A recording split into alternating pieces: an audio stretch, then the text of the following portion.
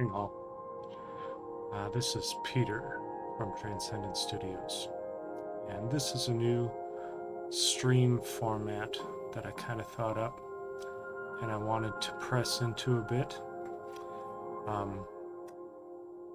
Over the past 2 years, or 900 or so days,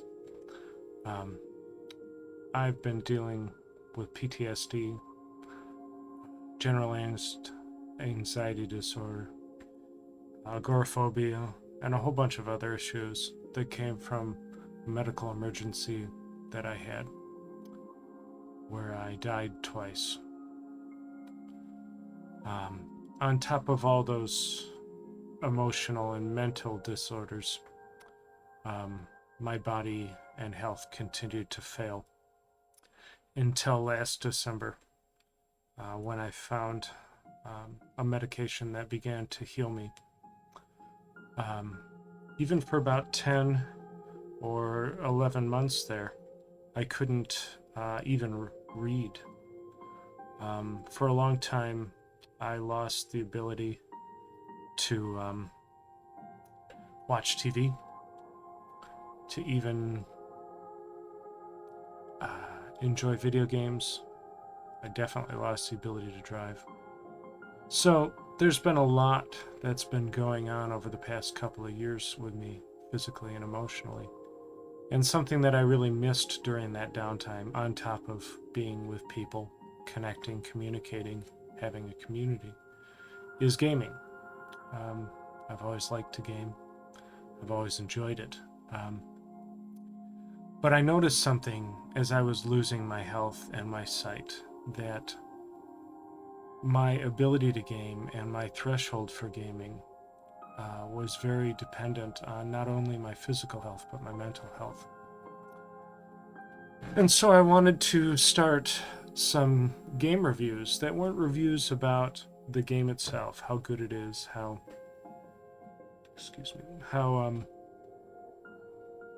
wonderful it is necessarily, but how good it is for people who are dealing with mental breakdowns or stress or PTSD or agoraphobia or vertigo, which I've had for over 900 days. Those kind of things. So I wanted to begin to review games in that way and really take a look at them to help people who are just going through this or have been going through this for a long time, to find ways to benefit their life and enjoy their life. Gaming is a part of that, along with getting out with other people, exercise, and all this other stuff. But I'm looking today specifically at games and responding as somebody who's still dealing with PTSD and generalized anxiety disorder and a lot of physical issues. And hopefully it will help other people chime in on this too. Share how games have blessed them, share how games have helped them, share how the community there has helped them get through some of their struggles. And hopefully we can create a community here where that can happen as well. So if you're on today, I welcome you. Feel free to chat. I'll do my best to reply to that and play this. One of the issues of what I'm dealing with is a very limited capacity to do multiple things without stress, which is where these game reviews will come in. I'm going to do more concise reviews on my channel, YouTube, at Transcendent Studios.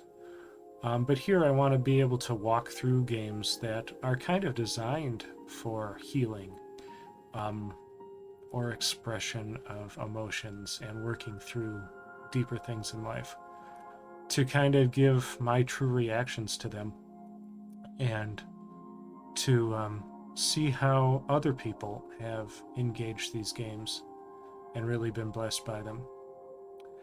When I bought this game, Gris, as you can see kind of clanking away in the background here, this was about 2 years ago, and I was in the throes of a full mental breakdown, being suicidal every day for months, and just making the conscious choice every day to not end my life. as I had lost my job, lost my insurance, lost all income. My wife was caring for me, and it was a really dark time. And I was bedridden. I couldn't get out of bed for the longest of time. And so I kind of lived with reading books and playing my Switch and doing my best to get out and about for 15 or 30 minutes a day to walk if I could. It was a very rough time. So there's a lot about this game that may trigger some of those memories. I really don't know. I got right into the intro last night and got a little emotional, and I don't really know why. I don't recall much of this game because I was so kind of screwed up at the time before I got some great counseling and help.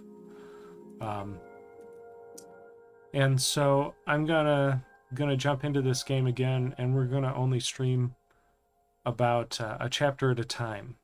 And the reason for that is another one of the things that I've found I deal with, and I don't know if other people do either when they're dealing with PTSD and generalized anxiety, is their ability to stick with something for a long time because it tends to spool up kind of the emotional engagement, and that can get a little difficult. So I'm going to go down some of the things that I look for in how I grade games from a disorder standpoint, i.e. disorderly reviews. And I'll kind of explain that. The areas that I care about when I'm playing a game are what I would call the relaxation factor. Is it something that isn't stress-inducing, that is actually fun to kind of be in, engage, and have time inside of? At the same time, is it bite-sized? Can I stop when I feel overwhelmed? Can I pull back from it and save where I'm at and not lost time in engaging it? And are there things that stir me up or cause anxiety in the game? Those are some real downers to me. Another thing for me personally is things that induce vertigo. So the stability of the game. Is it a smooth and gentle on the eyes? Do I have a lot of control over it? I've found that the more control I have over a game, the less vertigo I have, even if it's a very dynamic game. But there are games where the control feels kind of sloppy and not tight, and I feel more thrown into the game than in control of the game. So that's a big thing for me too. Another area that I'm going to be reviewing games is the community aspect. How can this connect me with others? How can this connect me with like-minded people, or people just have fun? Sometimes the toughest part about being sick and bedridden is the loneliness, is the inability to have the long 2-hour conversations that I would love to have with friends, but I just don't have the capacity to have. So is there a way to engage people lightly and maybe deeply at the same time, but in a way that's very momentarily oriented? In other words, can I jump into a community, spend some time there, and then leave when I need to? Another thing that I find helps a whole lot with games and PTSD is personalization. Is there a way that I can really be myself in this game, really explore my strengths, my desires, my questions, who I am? Because that's the real core of getting out, I've found, of stress, anxiety, and a lot of these disorders, is becoming more yourself. And so that's an important rating in the game.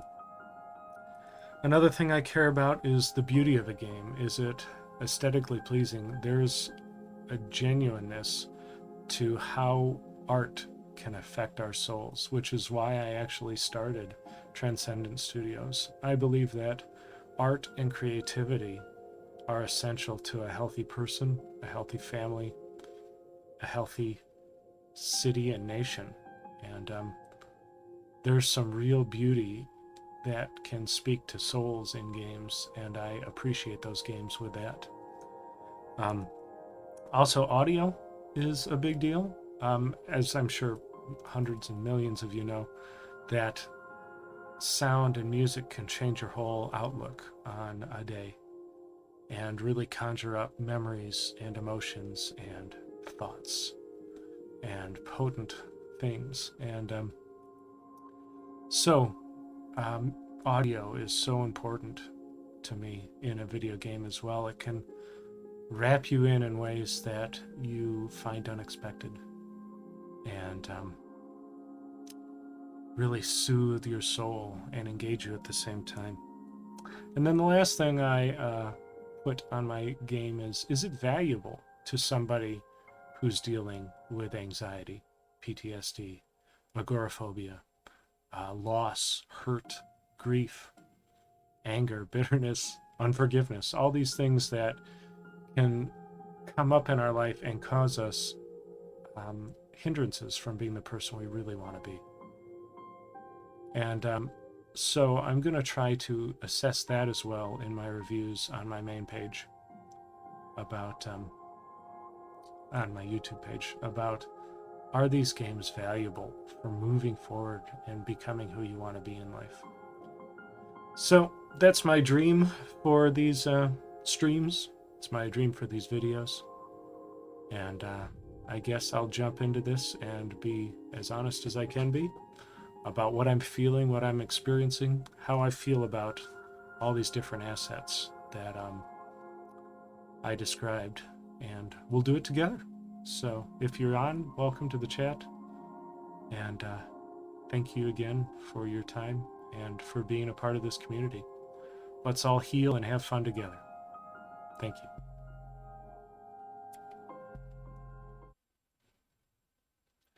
So again, I'm starting over from the very ground up. I've forgotten most of what this game is about.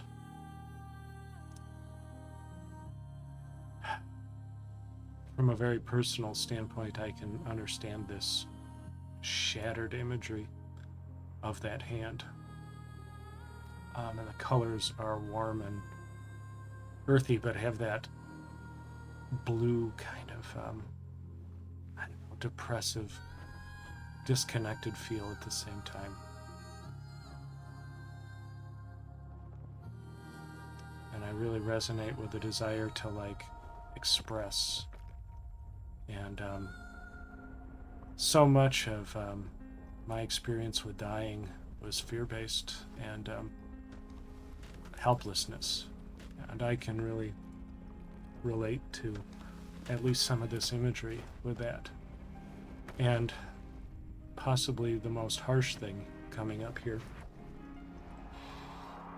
is that moment where everything just breaks and she falls. When I died the first time, I came back and felt like this, but a bit more terror. And then I died again. And the second time I came back was utterly horrible. I hurt everywhere. I was confused. And absolutely terrified. So the sadness of that first minute for me is that all of life can change in a split, shattering second.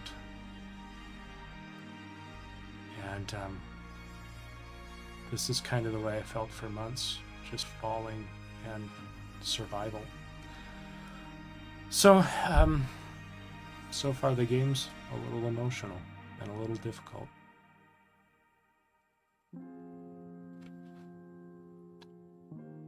The music is beautiful though. Some deep, wide chords that kind of conjure up almost a heartbeat, or at least the sound of a soul.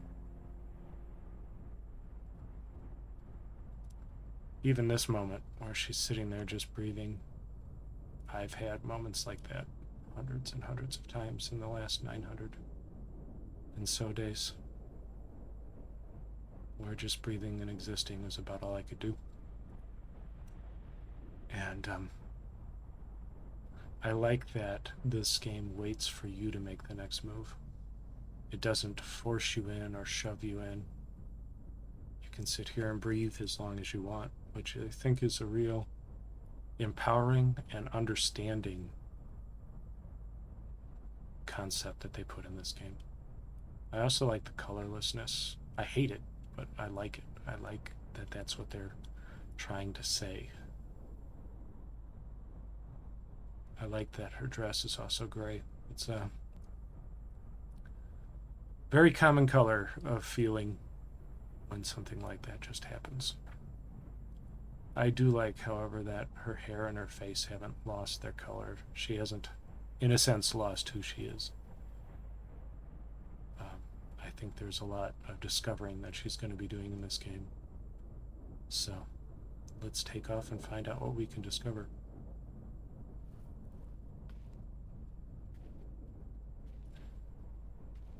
I love that the motions are smooth, even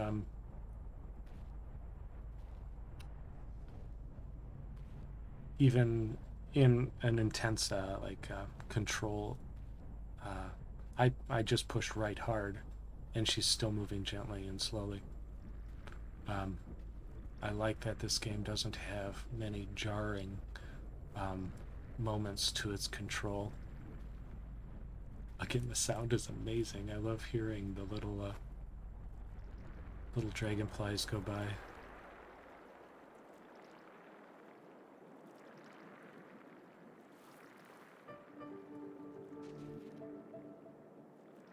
I really enjoy how her dress moves. It's almost like a movement of hope.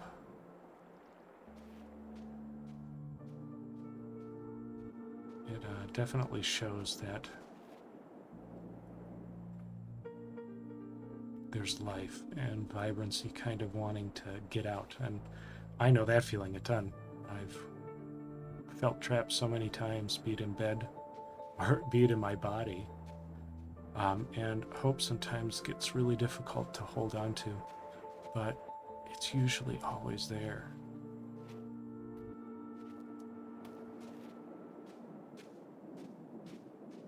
I like also the kind of the 3D attitude of this game, where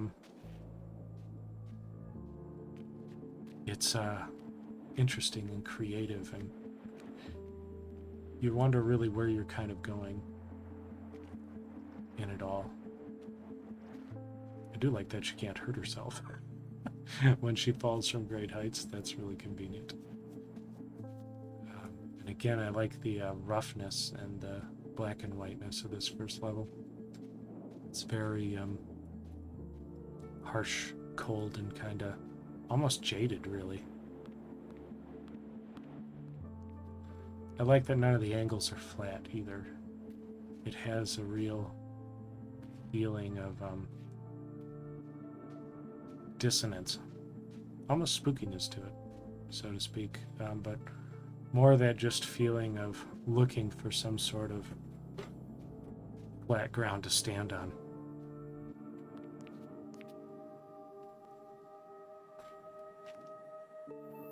I definitely like that the hopes that she experiences are lights, and follow her around. That's true about hope. Be it hope from a friend, hope from loved ones, hope from your faith, hope from yourself. These are things that do follow you, even when bigger hurts come after the hurts, or after the hope. It's beautiful that you can continue to have those hopes follow you around. I also find it interesting that very 3D nature of this game, where you can engage things that you can walk behind.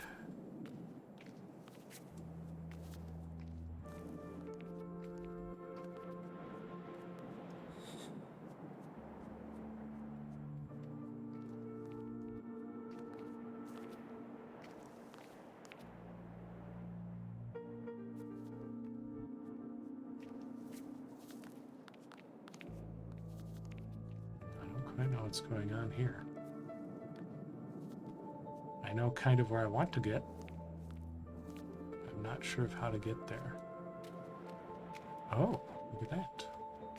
I can jump on that wall as well. Orlets. Okay, interesting.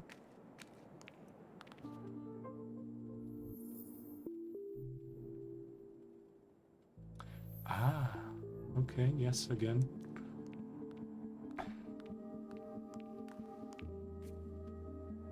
Lights that let you create bridges. What a deep thought.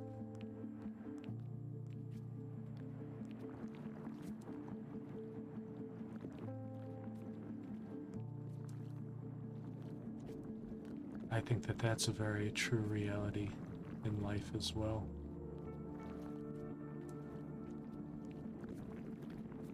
That you can begin to build bridges with your hope. Build understanding and freedoms to get other places.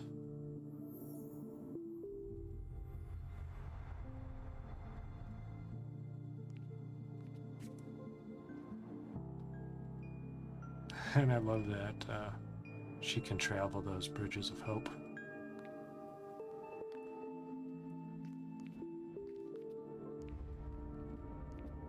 And gather new things to hope about. It's pretty cool. What's down here? Well, that's that same place we were at. I'm gonna see if I can get that other kind of chunk of hope. Or whatever they want to call it. Before moving on to this bridge.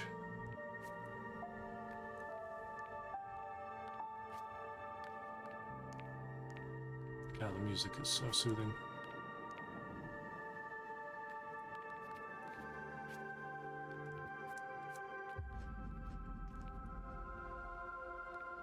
And powerful. I love that release, that sound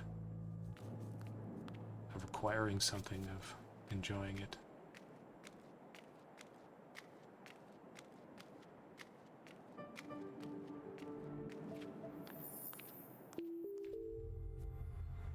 Let's walk across this bridge.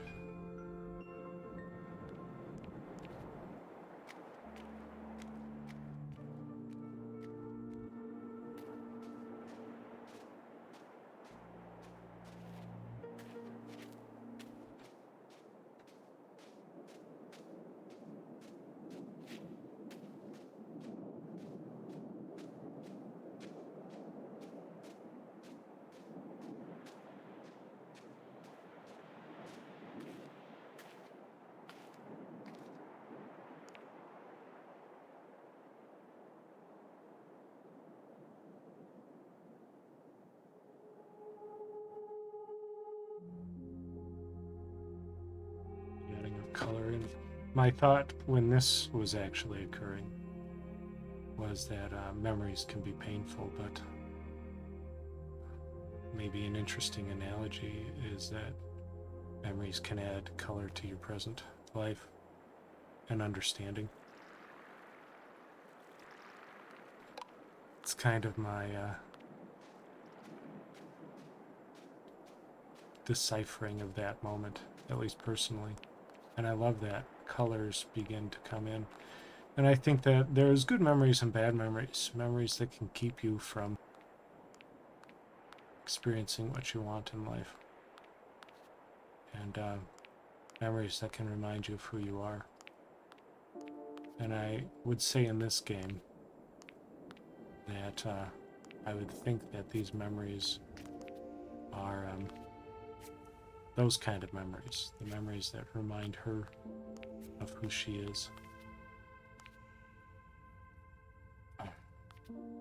really do enjoy the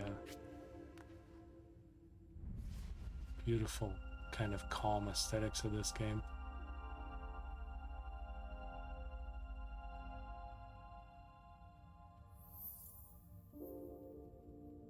Again, I love the star symbolism.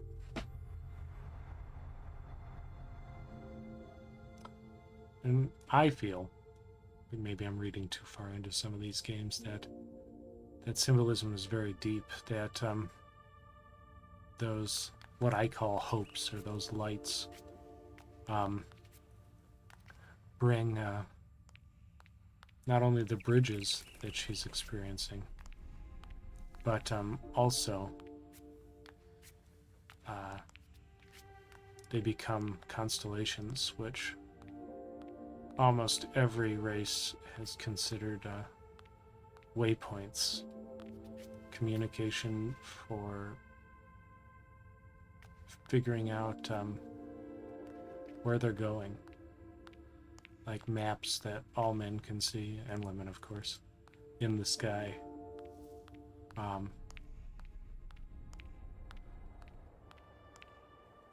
And that's kind of how I feel about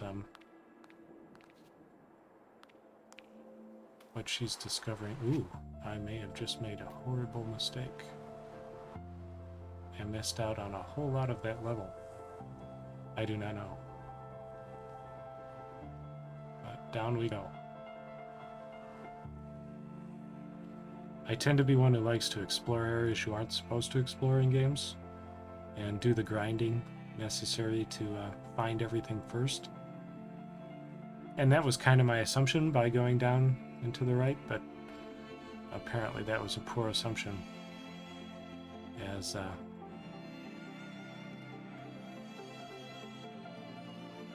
may or may not have skipped a good chunk of that level. And it's interesting, we're only a little ways into this whole experience, but again, as I said before, I'm already experiencing a little bit of emotional fatigue from doing this.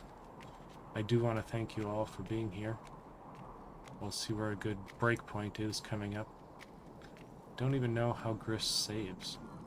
I can check here.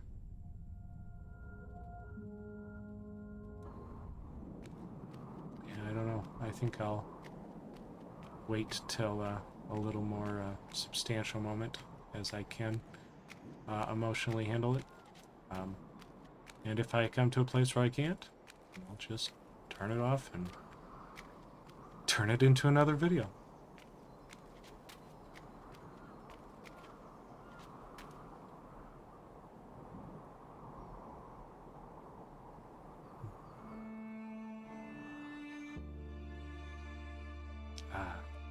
Intro.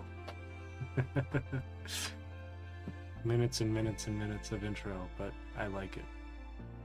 Like I explained, I think it was deep and explanatory, kind of like all good games that kind of have an intro to controls and what you're looking for. Base it in your own discovery and your own speed, and not necessarily anything else. Like Mario and all the other great games that slowly introduce you to what's going on. And so, since I was talking about a little bit of fatigue, both emotionally and with my eyes are just beginning to get healed to the point where I can watch and engage video games again, which is why I'm making these videos. I think I'll call it quits there for the day, and go to quit, and see you again on the next one. It's been a pleasure. Please subscribe and love and like this group, and we invite you in, of course, to become the best person you can be, most free, most enjoyable, most fun, most genuine person you can be through all sorts of things: arts, games, community, etc. Again, I encourage you to like the channel, and we'll see you on the next stream. Thank you so much, and have a great day.